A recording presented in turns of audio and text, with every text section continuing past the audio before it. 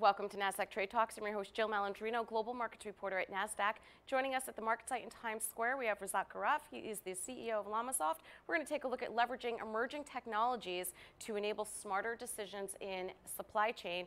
Razat, thanks so much for joining us at market site. And with all the changes in global trade and with the technology that's becoming available to us, it's exciting to hear how supply chain management is going to completely shift.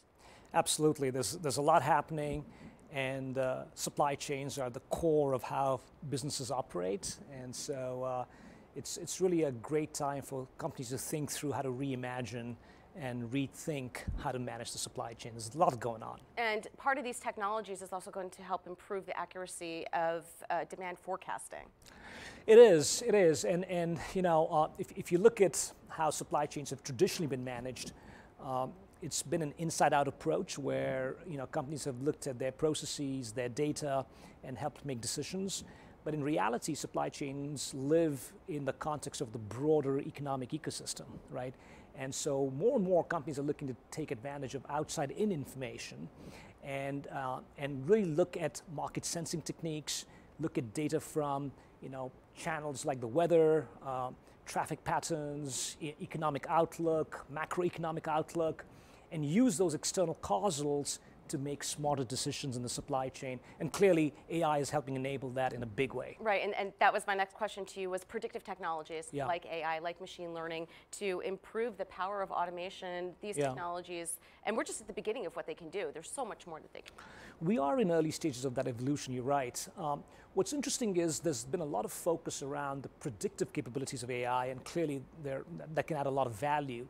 Not enough gets talked about the diagnostic elements of AI because AI can help unravel a lot of the root causes that exist in many supply chains. I'll give you an example of that. In the retail industry, a very common problem is inventory shrinkage, and especially when you're dealing with high-value merchandise, that can account for hundreds of millions of dollars of lost revenue for companies and has a huge impact on margins. With AI technologies, and we've done this work with some of the leading retailers around the world, we can structure and take data feeds from across their supply chain and look at patterns to help come up with the root cause analysis around what's causing that shrinkage to occur, right? And then you can take corrective action around that. So that diagnostic element of AI is very important, especially the root cause analysis. And then the last one is the prescriptive element of AI. So now that you know what the prediction is, you know what the root causes for those patterns are, what do you do about it? What's the most optimal decision to make? And that's again where AI can have a lot of value. That's where the traditional field of operations research and the new emerging field of data sciences are converging to create new capabilities. What about the physical things we can see? Drones, robots, autonomous vehicles. How will they play into this? Yeah, all of those things are helping us reimagine the supply chain, and there's a lot of autonomous equipment going into things like how warehouses operate.